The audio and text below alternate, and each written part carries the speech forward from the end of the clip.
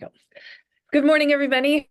I hope you are doing well and have had a good week. So our topic today is I'm actually going to show you the school-wide lesson that the students got in their second period yesterday. Sorry, this week has been so weird and my days are all running in together. So I had to really think about that. It happened yesterday. Yes.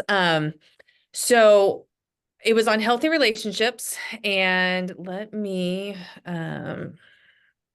make sure before I share my screen that I've got it up. Hold on. Okay.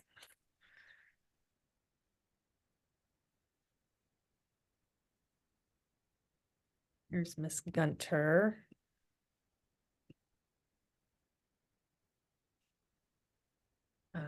Okay. Good morning, Yvonne. How are you?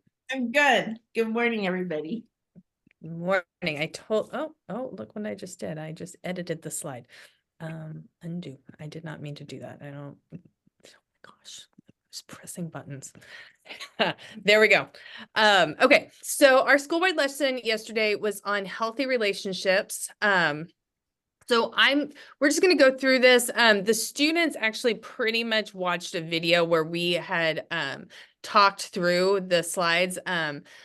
Ms. Gunter narrated some of the slides. I narrated some of the slides, and then Ms. Flores, who is our teacher on special assignment, who created the presentation, narrated some of the slides.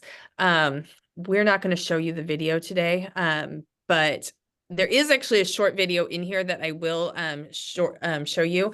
But I think, honestly, I think that this really presentation was really good. I think it's a really important topic that high school students need to learn about.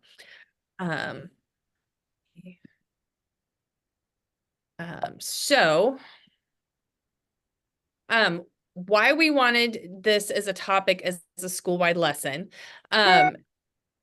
what we are trying to get the students to get out of this is to understand teen dating violence, and so that they are aware that this is a problem and hopefully like be a victim of it in the future.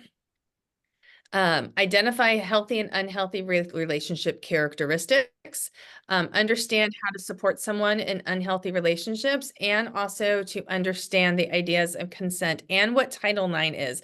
So when they something does happen, they know what the process is to report it. So those were our goals for this presentation. I got people coming in, doing the slideshow, pressing buttons. Yvonne, did you want to start, or is this where you started? Oh, I was like, no, I started. I can do this. Why are we talking about this and why this is a problem? So nearly 1.5 million high school students experience physical abuse from a dating partner in a single year. That's a very large number.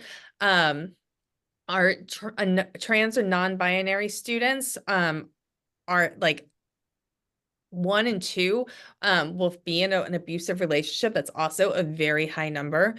33% of adolescents in the United States are a victim of sexual, physical, and verbal emotional dating abuse, and only about a third who were involved in an abusive relationship confided in someone about the violence, so they kept it quiet.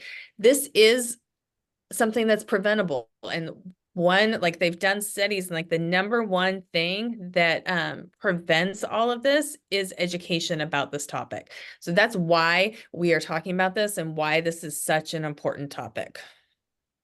All right, so let's get into what to look for and what to try to avoid in relationships. And Yvonne, I think this is where you started, right? Yeah. So what we had the kids do is we had them do an activity, and the first activity, and you guys can do this in your head if you'd like to. I think it's a good one to do, is they got a piece of paper, and we asked them to list people in their life who make them feel really good about themselves. And for a lot of kids, it's, family members, friends, even teachers. And we asked them, like, even if they're not in your life anymore, just think of somebody in your life at some point who has made you feel just really good about yourself.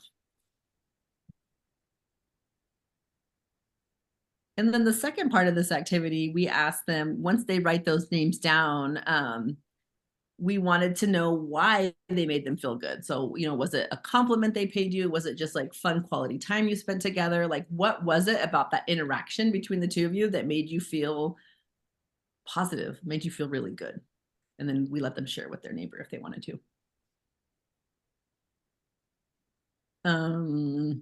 We talk about different types of abuse and sexual assault. So we gave them our content warning.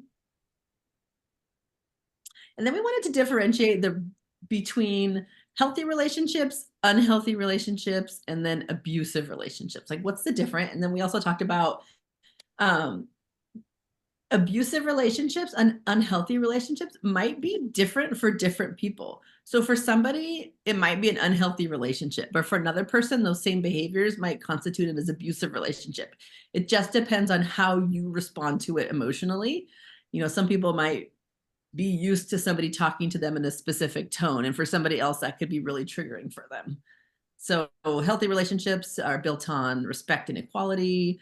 Unhealthy relationships are built on disrespect and inequality. And there's some power and control dynamics in there. And then there's no clear line between unhealthy and abusive relationships. There's a relationship spectrum, and abusive relationships fall at that extreme end of the spectrum.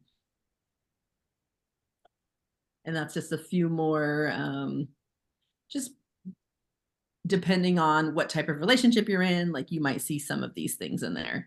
So a healthy relationship obviously would be like great communication and trust and support. And then unhealthy could just be like a minor disagreements, maybe fighting, maybe you don't totally trust somebody. And then abusive gets into, insults and name calling and gaslighting and control and, demanding passwords for phones and, there being legitimate fear of a partner.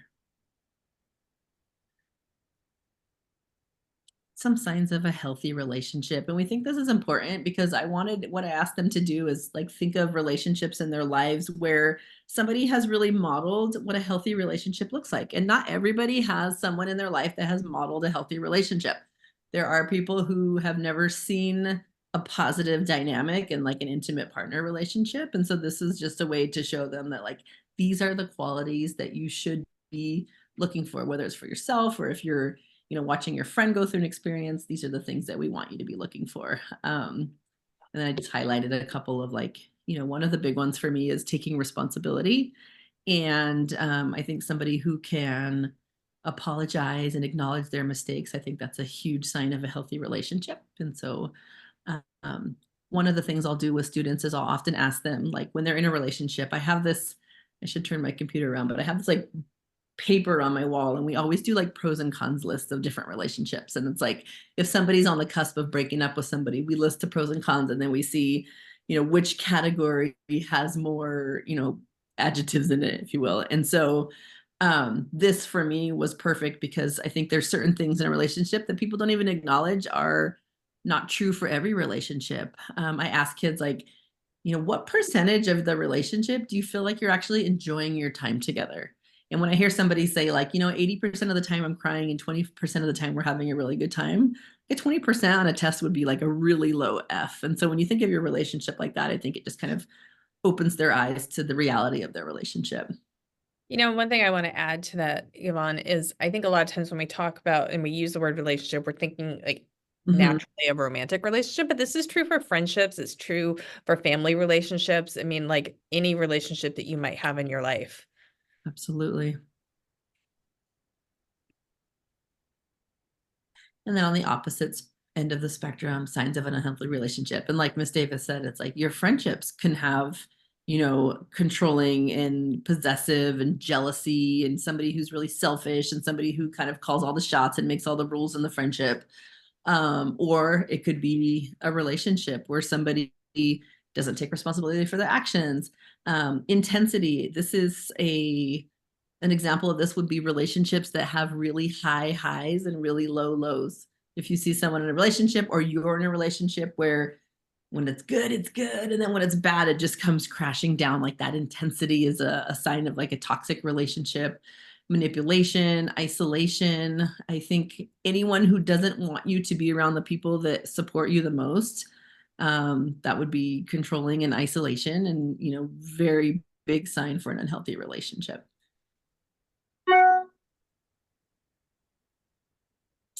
this is a cycle of abuse and violence. And, unfortunately, in our line of work, this is something that we see, I wouldn't say terribly common, but there's definitely some unhealthy relationships and abusive relationships that we've seen within teenagers.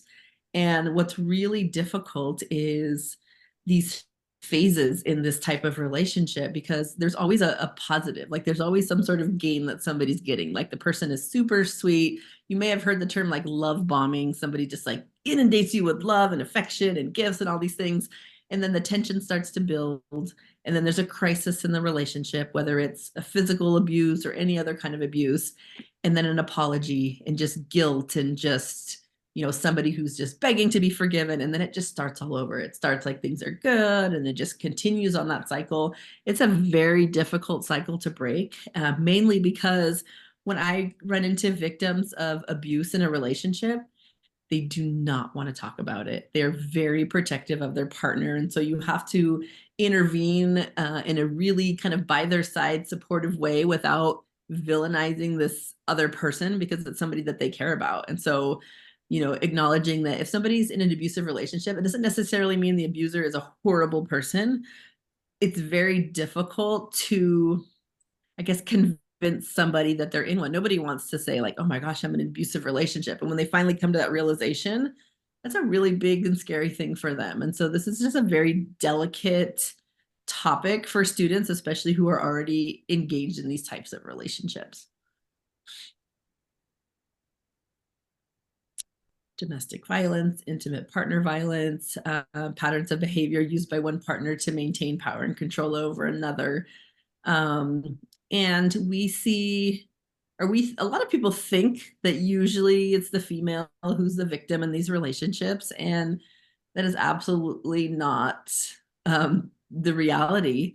In fact, I was just talking to somebody the other day who had sent a referral, and it was, that there was a student who she had been very physical with her partner to the point that it made people in the surrounding areas very uncomfortable. And it was something that even the person who was talking to me about it was like, I don't really know if it's an abuse thing because it's a girl. And I was like, no, it's absolutely an abuse thing. And we just sometimes turn a blind eye to, the boys being victims. And I think that's completely sexist and unfair. And we just have to remember that any person, any race, gender, sexual orientation, age, religion, can be both a victim or a perpetrator of domestic violence. Physical abuse is the one that we tend to think of when we think of abuse in a especially intimate relationship. And physical abuse is just one way that a person would control another person using fear. This would be even something like destroying somebody's property. If somebody destroys somebody's property, threatens them physically, pushes them, shoves them, slaps them, those are all signs of physical abuse. Those are all physical abuse. The next one is financial abuse. And this one I don't see so much with teenagers because they don't have, shared finances. But a financially abusive relationship would be somebody who's not giving their partner access to money, who's taking their money, controlling their money. What I do see with teenagers is, somebody who is upset with their partner and shows up at their work and jeopardizes their ability to gain an income. If somebody has drama at work and their person's showing up and making a scene, they could lose their job. And that's a form of financial abuse. Digital abuse, this is just using technology, texting, social media to bully, harass, or stalk somebody. That's one that I see more commonly. In this, emotional, verbal, psychological abuse is the most common form of abuse. And this is like using your words and using put downs, insults, belittling somebody, and making them feel inferior, like they have no power in the relationship. That would be a form of emotional and verbal abuse. Sexual abuse, the question that comes up with teenagers is it sexual abuse if I'm in a romantic relationship with somebody? And the answer is absolutely. Because you don't have, just because you're in a relationship doesn't mean that you don't have control over your body. You still have bodily autonomy regardless of your relationship status. And this includes even somebody who's married. That is always your right to say no to anything sexual. And the last one is stalking. repeated watching, following, harassing another person. I've had students have other people show up at their house uninvited, stand by their cars in the parking lot waiting for them, and just generally making them feel afraid or unsafe. Warning signs. It's very easy to spot an abusive relationship with your friends. You know that your friend is in a bad relationship and you can see all these things. When people are kind of blinded by love or blinded by the love bombing, it gets a little more difficult to identify an abusive relationship. You'll hear people like making excuses for somebody. So this is just general warning signs, um, insults, telling you you're dumb or you can't do anything right, not letting you make your own decisions. Big one, discouraging you from seeing your family or friends, isolating you, controlling. The most controlling thing I see within teenagers is very normal. And I say normal like it's not okay, but it's something I see commonly, is for somebody to be in a new relationship and the partner demanding that their partner delete all of the people of the opposite sex from their social media. You're no longer allowed to be friends with any guys on social media. You can't talk to anyone else. It's a form of control. You have to give me your password. I have to read through your text messages all the time. That's a form of control. And again, with teenagers, a lot of times that's just a part of a relationship and it's so unhealthy. And I think again, it's just kind of been normalized. Like, oh, that's what you do. That's how you show someone you care, is you get rid of all your male followers and you give them complete access to everything to show them that you're trustworthy. And for me, that's a huge sign of a toxic relationship. Like if there's no trust, then what type of relationship are you in? Extreme jealousy of your friends, making you feel guilty. One that I hear commonly is like, I'm hanging out with my friends and my boyfriend texts me like, you should come home now. I want you here with me, making them feel guilty for being out with their friends, things like that. That would be a sign of abuse and control. And the last one is destroying property, threatening you, threatening your family, threatening your pets. I've heard that one commonly as well. Obviously, these types of relationships have a huge impact on just how we feel in general. And you'll see mental health things pop up like depression, anxiety, panic attacks, suicide attempts, suicidal thoughts in general, and just difficulty trusting others. I've had students who were in an abusive relationship many, many years ago, and it still impacts them. It impacts their current relationship. It impacts how they interact with others, how much they trust people. And then a big important thing is that youth who have been victims of that type of abuse or who have been sexually assaulted are more likely to attempt suicide. Half of them have attempted suicide, and that's a huge and really scary number.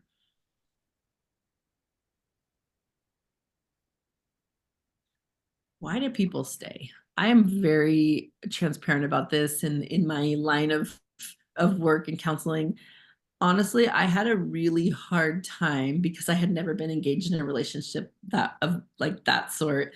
And it was hard for me initially to like really understand and empathize. Why does somebody stay? Like, have you ever had a friend in a bad relationship? You're like, what on earth? Like, why would you stay? What are you doing?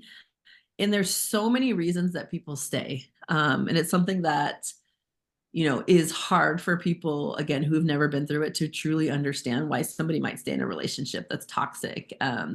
Trauma bonds is one reason. There's kind of like this reward and punishment. The abuser is like nice sometimes, not nice sometimes. It's almost like this confusion, and you're kind of bound by this negative relationship. Gaslighting is another one that comes up, and this is like psychological manipulation, and that actually makes people feel like they're the ones that are not well, or they're the ones that are quote unquote crazy. You know, creating a completely different narrative to reality that makes you feel confused, like what's wrong with me? Other reasons people stay is religious reasons, cultural reasons. It's not okay to get divorced, right? It's not okay for all these things. Like, you might as well endure all this because that's better than the alternative, which would be leaving your partner. Some people can't leave their partner because they don't have money. It takes a lot of money to live here in the Bay Area, and there's people that, if they know if they break off the relationship, they're at risk of homelessness, things like that. Fear for safety of themselves or others, distrust of police. Sometimes they won't, call the authorities because they don't trust law enforcement and something really bad is happening to them. So I try to be really open-minded and empathetic to whatever that reason is, and everybody has to leave on their own time. How do you support somebody? Listen, believe them, reassure them, let them know it's not their fault, acknowledge their strengths, provide resources, don't judge or criticize. That's the easiest way to isolate someone, is when you notice they're in a terrible relationship and you start just throwing judgment on them and not going to open up to you. Push them towards the idea of leaving their abuser, or don't push them towards the idea of leaving their abuser, because you don't know the ramifications of that. Like, that could actually be more hazardous for them. And don't make plans for the person on your own, or don't try to fix the relationship yourself. Again, it's on their time, and just be a good listener, be supportive to the best of your ability. Okay, so the next topic is consent. I will take this. So starting with the definition of consent, there's this, when we talk about consent with abusive relationships, it's usually like consent means like it's an agreement between two people to engage in a physical or sexual activity. Also, the word consent means permission for something to happen.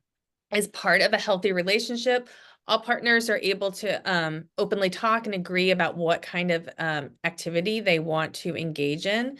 And then, sorry, I've got you guys' faces in my way. Whether it's hand holding, kissing, touching, whatever it may be, it's important for everybody in the relationship to feel comfortable with what's happening.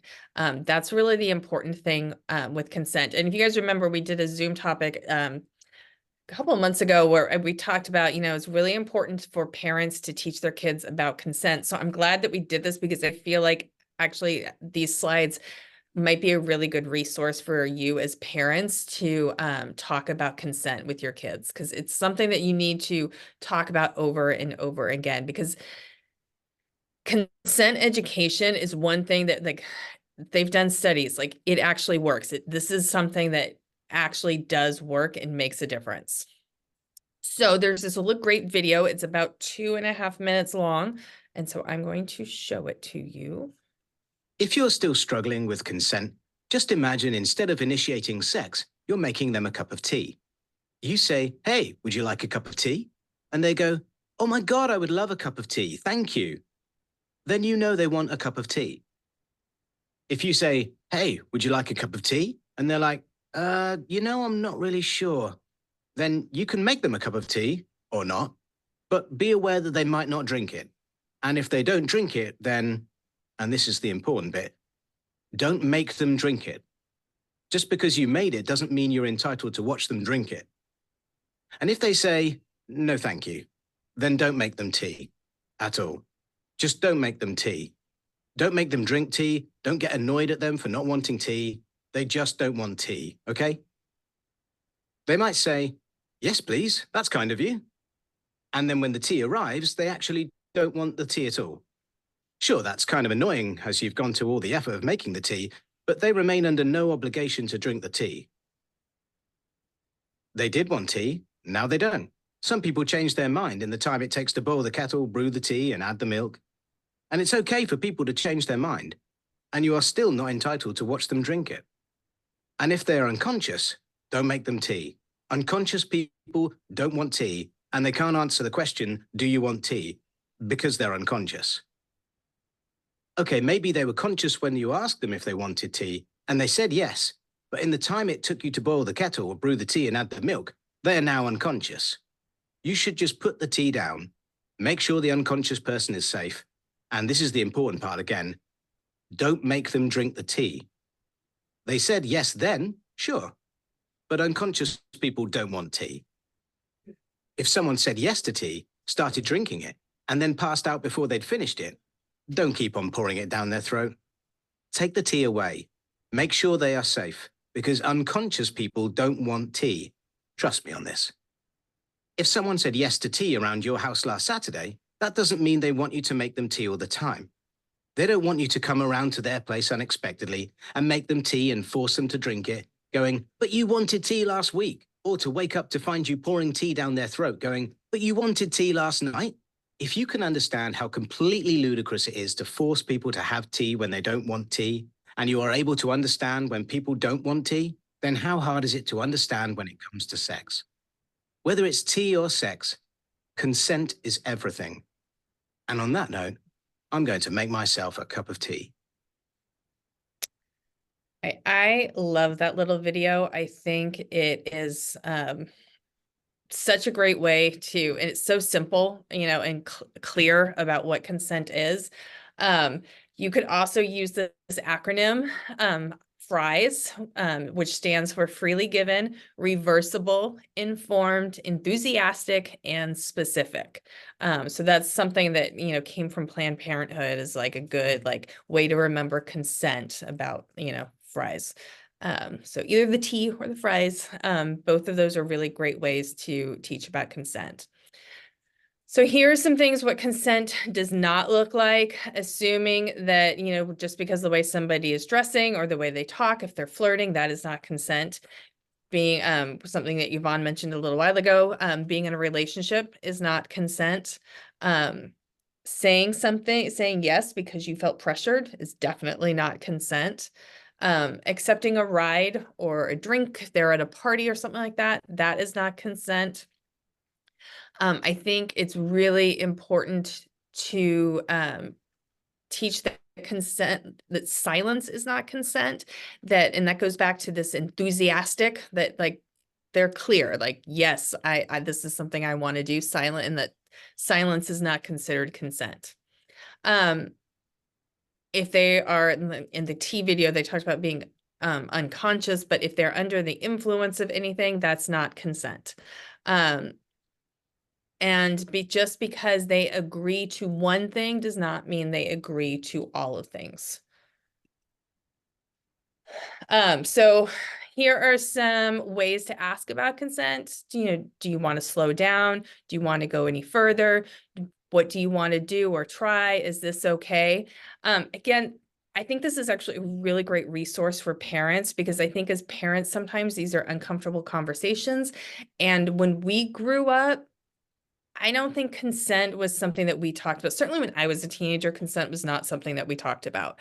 I wish it was. It probably would have helped me out a lot, to be honest. But I think that these, giving these suggestions of things to ask, and, really that remembering that it should always be a positive experience. And I think that's really important. And I want to also put a caveat, because obviously our minds tend to go to sex with this, but this is like anything that might happen in a relationship, and it doesn't necessarily have to be sexual. Consent for anything, that's important. We should not be forcing our friends, our family members into doing things that they don't want to do. So some reminders, and Yvonne mentioned this, people of all genders can be perpetrators of sexual abuse. We tend to think of girls as always the victims, but girls can absolutely be the abuser. Everyone has the right to decide what they do or don't want to do. And not all sexual assaults are violent attacks. We tend to think of violence and somebody getting punched and that sort of thing, but that doesn't necessarily have to be. It could just be that they didn't give consent and they weren't happy with what's happening. Sexual abuse can occur in same-sex and both in same-sex and opposite-sex relationships. Most victims of sexual assault know the assailant, which is why it's so important for us to do this education, because they are most likely to be abused by somebody they know. People of all genders can be the victims of sexual abuse. And so I think that that's really important to talk to our boys and make them understand that they also can be victims of sexual abuse. And if we see something happening, that we support them. Because I think a lot of times our boys really have a hard time admitting that something might be going on that they feel uncomfortable with. And that sexual abuse can occur between two people who've been in an intimate relationship, and it can occur people have been dating a while. I concur with people who are married. That doesn't, necessarily mean that there's always consent. If somebody finds that they are a victim, contact somebody you trust. You can talk to the police. If something, if you need to, go to the emergency room or health clinic, there's always people to help. There's people here at school that can help. There's people, at the hospitals, the police, there are definitely people that can help.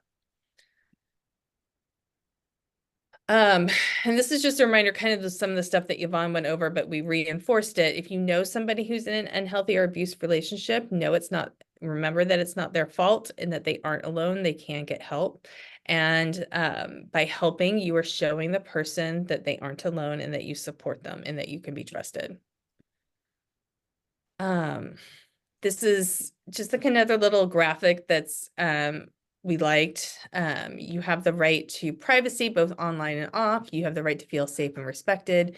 You have the right to decide who you want to date. You have the right to decide if and when you choose to have sex and who you have sex with. You have the right to end a relationship that isn't right or healthy for you. You have the right to say no at any time. Even if you said yes before, you have the right to change your mind. You have the right to hang out with your friends, families, and do the things you enjoy. And if you're in a relationship where they don't want you to do that, that's a red flag. Okay, so the final part of this was talking about Title IX. This was the part that I narrated. So what's important with, before we kind of get into this, when there has been sexual harassment and we get a complaint about sexual harassment, we have to treat that differently than other types of complaints that we get because it falls under Title IX, which is federal law. And so it has a different set of standards. What Title IX is, it's part of the 1972 Civil Rights Act, which says basically no person in the United States shall on the basis of sex be excluded from participation in, be denied the benefits of, or be subjected to discrimination under any education program or activity receiving federal financial assistance, which as a public school, we do receive federal financial assistance. So we fall under Title IX. So therefore we have to follow Title IX laws. This is enforced through the Department of Education, the Office of Civil Rights, otherwise known as OCR. So a lot of times in the education world, we'll talk about an OCR complaint that stands for the Office of Civil Rights. So sexual harassment is a broad term that is an umbrella term for a lot of different types of harassment. Quid pro quo harassment. Quid pro quo means like you do something for me and like I'll do something for you. A lot of times you might see quid pro quo harassment in a workplace. It's like kind of like, oh, like you're going to get a promotion if you do this for me, that sort of thing. That's what quid pro quo harassment is.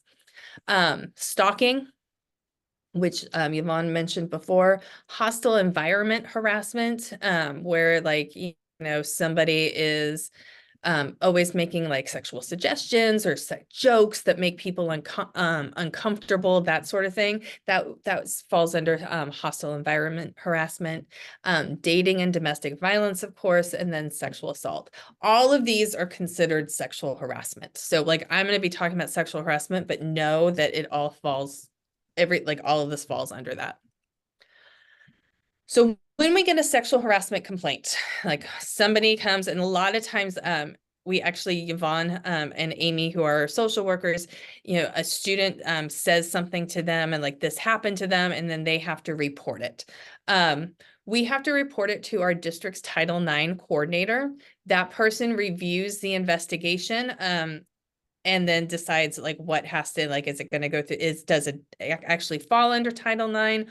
Or does it fall under state law? Because remember, Title IX is federal law and it has a very specific definition. And so if it doesn't necessarily fit under the sexual harassment definition in the federal law, then state law is a little bit more broad. And so we still investigate it, but we do it under California state law and not federal law. what's really important to notice about this, that if we get like Yvonne and Amy, like they must, under law, must report a notice of sexual harassment. We must report this. It's the law. We can't like just hide it and not tell anybody. And another thing that's important is we can't promise confidentiality. And so like, that's just like, we are mandated reporters. We have to report this stuff. And we can't promise that like, oh, nobody's going to know that you've reported it. And unfortunately, it doesn't work that way. We as a school district are required to investigate these complaints. And, there's a whole like specific process. I'm not going to get into the weeds of like what actually the process is. It is a very long process. Usually, and I think that can be frustrating for parents if their child has been a victim of sexual harassment or sexual assault, how long the process can be, because it's not just something that we quickly investigate and then like, the abuser is suspended right away. Unfortunately, it's actually a very long as in like several months. But we have to follow these laws. So final thoughts about this, and like kind of to sum up everything about healthy relationships, and just we ended with reminding the students that healthy relationships are based on trust, honesty. They feel comfortable about the pace the relationship's taking.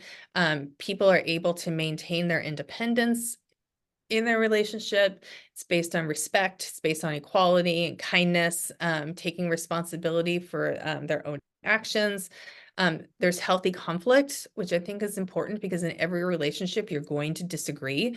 I've never had a relationship with anybody in my life that I've always agreed with them 100% of the time, but you can have a disagreement in a healthy way. And then relationships are supposed to be fun. If they're not fun, then what's the point? And so we reminded the students that, because obviously this type of topic could bring up, emotions. So the Wellness Center is open. We gave them, reminded the students of our social worker contacts. And then there was also these resources for the students. I will send out a PDF to the parents so you guys have access to these resources also. So 2 pages of resources. All right, so that was our school-wide lesson. Sorry, I know that was a lot. That was a heavy topic.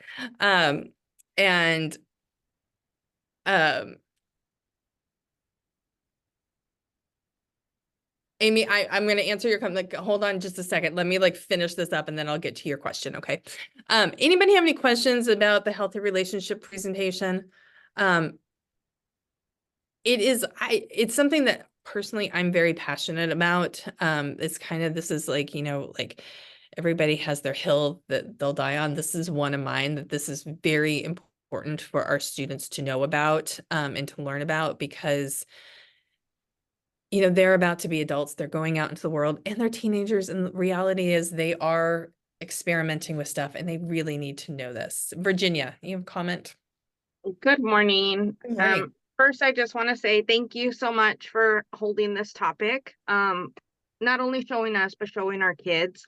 I just wanted to add on that a lot of times our kids don't know what a healthy relationship is because of their experiences in the home.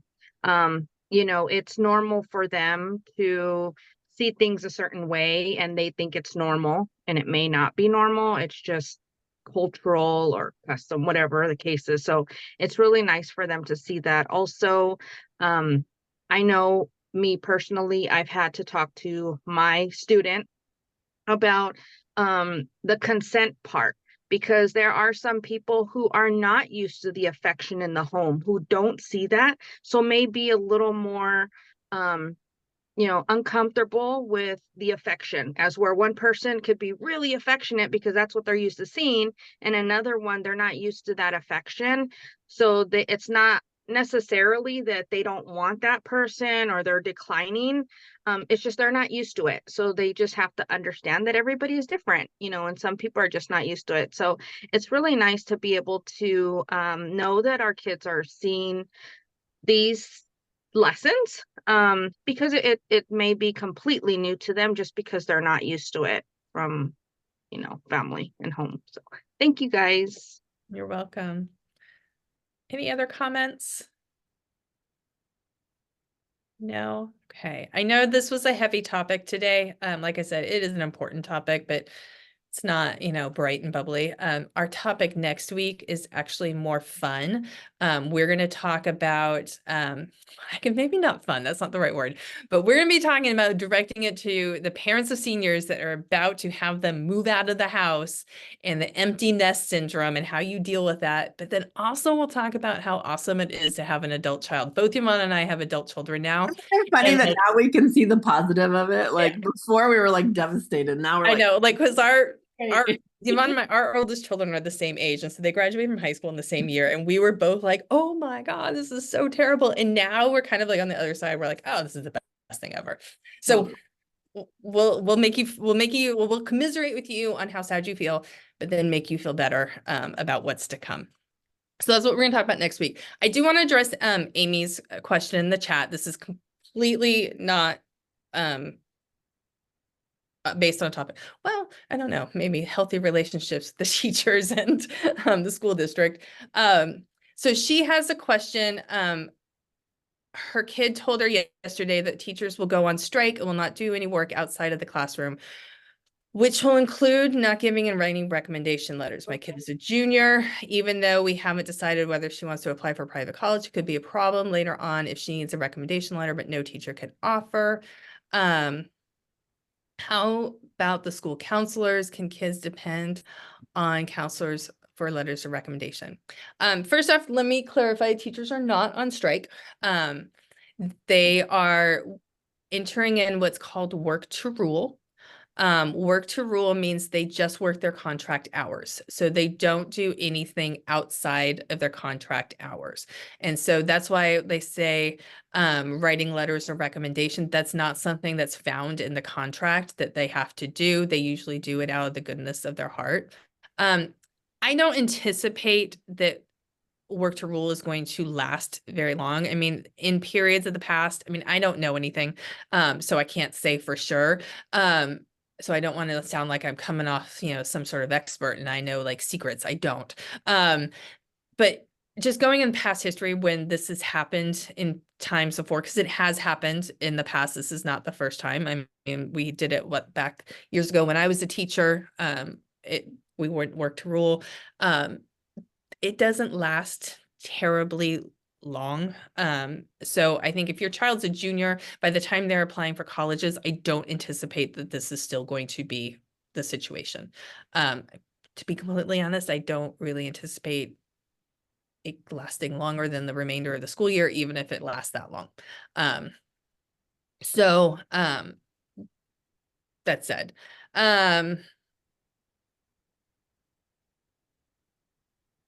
so same concern about the tutoring. Don't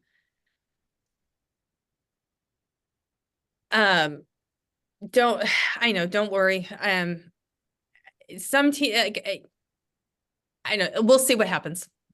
I know Yvonne is our site union president, so she may have some other things to say about this. Prom is not canceled. No events are going to be canceled. Don't worry. So prom is still going on. Graduation still going. We actually don't have that many events left in the school year. It's pretty much prom and graduation, and both will still happen. So don't worry. So yeah, I agree. I don't know that it will last that long, but I hope that people can, share their concerns with the board. That would be probably helpful to get things moving along. I mean, that's all I can really say. I have no idea about time frame, things like that. But it definitely impacts the kids, and we acknowledge that, and it is unfortunate part of all of this. But I think prom will be just fine. Yeah. So, yeah. Any other questions? I know. And so, I mean, I don't know, you know what, and like, it's interesting with the tutorings. I need to check in with the math teachers to see what they're doing with the tutoring, if they're still offering it or not. Some things are still happening. Like, we are still offering, where we have the gym and library open before school. That is still happening. Though the library is not going to be open starting next week and the week after, but that doesn't have anything to do with work to rule. It has everything to do with AP testing, and that we use the library. And so the library will be blocked off for AP testing. But the gym will still be open as a place for students to go. And then the campus itself is open. It's now May, the weather's nicer, and so there's plenty of areas for the kids to sit outside. If you need to drop them off early, don't worry, that can still happen. Okay. Well, hopefully I have reassured you a little bit about what work to rule means. I know it's hard. And I think there's a lot of confusion right now with the students and what exactly that means. But I think, you know, as we get through like the next couple of days, I think it'll settle down and people will understand. And to Amy, the counselors are kind of in the same position as the teachers, but like this recommendation don't happen until fall. Is that correct? Yeah, so like I said, yeah, so I think it'll be okay. So hopefully we reassured you a little bit. Okay, like I said, next week we are talking about empty nest and having an adult child. So, well, the bad and the good. Lots of good eventually, I promise. It is good. It is. It's fun. All right, everybody have a good weekend. Thank you. And hey, if your child is going to prom, I put this in my newsletter, prom ends at 10 p.m. That is not an area of San Jose that we want our teenagers to just hang out and at all hours of night. If you're picking them up, please be there at 10 p.m. Please. We would really appreciate that. So we don't stand out there at 11 waiting for you. So 10 p.m. is when prom ends. Okay. Thank you, everybody.